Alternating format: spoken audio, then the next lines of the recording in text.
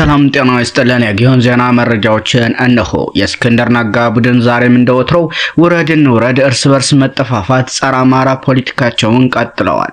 ከአማራነት ትግልና ዓላማ በተንጻረረ መልኩ ከአማራ ቀደምት ታጋይ ፋኖች ተነጥለው የቆሙትና ትንኮሳ በማድረግ የሚታወቁት አፋሃዶች ከፍተኛ አመራሮቻቸውን አንድ ባንድ እያጡ ነው። አሁን ግን ከትናንትናቸውም ባለመማር በልተው ተቀደስ በሚል አጓጉል ብሂል ከወንድሞቻቸው ጋር ደም እያቃቡ ለማገዳደል እየሰሩ መሆኑ ያሳዝናል። የፋኖ ከፍ ያለው መገደል ተከትሎ አሁንም የእስክንድር ቡድን በሸዋና በጎንደር በወንድሞቻቸው ላይ ጦር አዝምተው ወንድሞቻቸውን ለመውጋት እየፎከሩ ነው። የጎጃም አማራን ሲበጠብጥ የነበረው እስክንድር ወደ ሸዋ ከተሻገረ ወዲህ የሸዋ የጎንደርና የወሎ አማራም ሰላም ካጣ ሰነባብቷል። ግለሰባዊ እልህኝነት፣ ግትርነት በአደረጃጀቶች ላይ ያለውን ጉልህ ጉዳት ከእስክንድር ነጋና አፋሃድ በላይ ማሳያ የሚኖረው አይመስልም። ግለሰባዊ ግትርነት አለመግባባትን ይፈጥራል። አለመግባባቶች አንድነትን ይንዳሉ፣ ወደ ጦርነት ይገፋሉ። ለዚህ ነው ራሱን ያሸነፈ አዳማጭ ሁለገብ ፖለቲካዊ መረዳት ያለው አንደበተ ርቱዕ የሆነ መሪ ለመሪነት የሚታጨው ስኬታማ መሪ የሚሆነው።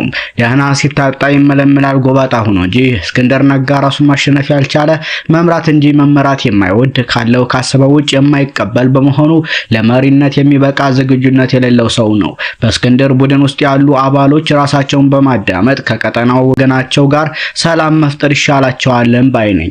ይህ በእንዲህ እንዳለ የአማራ ፋኖ በጎጃም ጃዊ መተከል 4ኛ ክፍለ ጦር ነበልባሎቹ ክንድ የተችሎ ብርጌድና ደምስ ብርጌድ በህዝባዊ ማዕበል ልዩ ስሙ ጫሪያ በርና ሙቅላ ከተባለ ቦታ ላይ የአብይን ዙፋን አስጠባቂ ቡድን እየለበለቡት ይገኛሉ። በዚህ አውደ ውጊያ ጠላት አስከሬን ባስከሬን እየሆነ ይገኛል።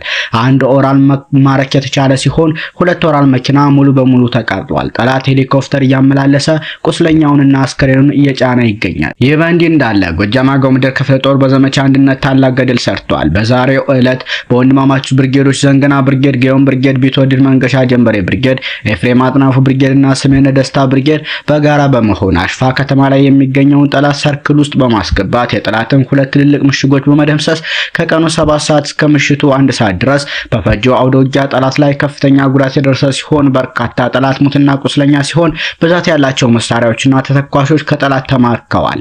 በዚህ አውደ ውጊያ ወንድማማቾቹ ንስሮቹ የአማራ ፋኖ በጎጃም የጎጃም አገው ምድር ክፍለ ጦር ተናዳፊዎቹ ወንድማማቾቹ ብርጌዶች በጋራ ድንቅ የውጊያ ብቃት ያሳዩበት፣ ጠላት በከፍተኛ ደረጃ የተመታበት፣ በርካታ መሳሪያዎችና ተተኳሾች ከጠላት የተማረኩበት አውደ ውጊያ ነው ሲልም ፋኖ ይበልጣል እውነቱ ጀግናው የክፍለ ጦሩ የህዝብ ግንኙነት ኃላፊ ገልጿል። በተያያዘም የአማራ ፋኖ በዘመቻ አንድነት በተለያዩ ግንባሮች እያደረገ ያለውን ተጋድሎ እንደቀጠለ ነው። የአማራ ፋኖ በወሎ ቤት አማራ ንጉስ ሚካኤል ኮር አማራ ሳይንት መቅደላ ክፍለ ጦር ታቦር ተራራ ብርጌድ ሚያዝያ 2 2017 ዓ.ም በአማራ ሳይንት የወረዳው ከተማ መውጫ ነሆር የሚባለውን ቦታ ላይ የሰፈረውን የሚሊሻ ኃይል ደምስሰዋል። ሚያዝያ 3 2017 ዓ.ም ደግሞ በዋሮ ግንባር ውቅር በሚባለው ቦታ ከቀኑ 7 ሰዓት እስከ ምሽቱ 12 ሰዓት የዘለቀ ከባድ ውጊያ የተደረገ ሲሆን ያገዛዙ ጦር ከባድ ኪሳራ ደርሶበታል። በዚህ ግንባር 5 የመከላከያ አባላት ሲገደሉ በርካቶች ቁስለኛ ሆነዋል።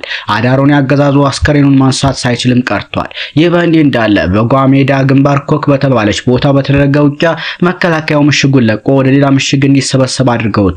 ሆኖም በተለያየ ግንባሮች ሽንፈት ያስተናገደው ያገዛዙ ኃይል በከባድ መሳሪያ የንጹሃን ቤቶች ያቃጥሏል። በዚህም 7 የንጹሃን ቤቶች ከነሙሉ ንብረት ጋር የተቃጠሉ ሲሆን የቀንድ ከብቶችም ቤት ውስጥ እንዳሉ ተቃጥለዋል። በተመሳሳይ ተጠናክሮ በቀጠለው ዘመቻ አንድነት የአማራ ፋኖ በወሎ ቤት አማራ ምስራቅ አማራ ኮር 1 ከአውጃኖ ክፍለ ጦር 4ኛ ወንጭፍ ሻለቃና አሳምነው 5ኛ ሻለቃ አንዳንድ ሻምበል በጥመት በሰሩ ተጋድሎ ታላቅ ድል ተጎናጽፈዋል። ሚያዝያ 3 2017 ዓ.ም እስከ ምሽቱ 6 ሰዓት እስከ 7 ሰዓት ድረስ 1 ሰዓት ከ20 ደቂቃ በፈጀ ፈጣን ማጥቃት ወልዲያ ከተማ ገብርኤል ተራራ ላይ ኮንክሪት ምሽግ ሰርቶ የተቀመጠን አንድ ሻምበል አድማ ብተና ሙሉ በሙሉ መደምሰስ ተችሏል። እነዚህ የፋኖ ኃይሎች ወልዲያ ከተማ በመግባት ሌላ ተጨማሪ ጀብድ የፈጸሙ ሲሆን ወልዲያ ከተማ መሽጎ የነበረን የጸጥታና የፖለቲካ እንዲሁም ከፍተኛ የዙፋን ጠባቂ ሰራዊት ጀነራሎች በርካታ ፓትሮሎች በብረት ለበስና ዙ23 ታጅበው ሌሊቱን ወደ ጭፍራ እንዲሸሹም አድርገዋል።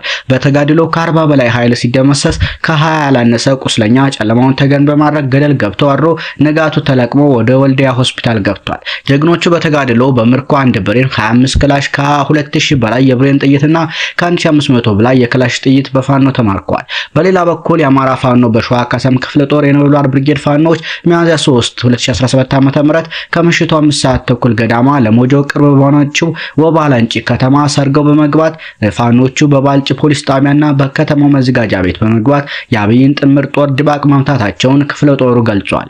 ፋኖቹ በሰነዘሩት ቅጽበታዊ ተኩስ ያገዛዙ ጥምር ጦር ሞትና ቁስለኛ አድርገውት ወደ ነጻ ቀጠናቸው መመለሳቸውም ተገልጿል።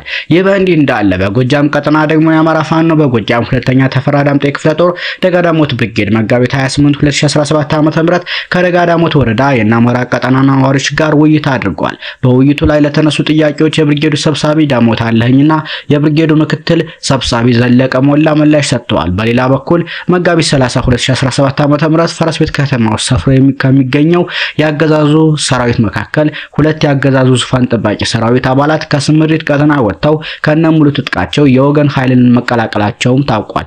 ሰሞነኛ መረጃዎች እነኝህን ይመስሉ ነበር።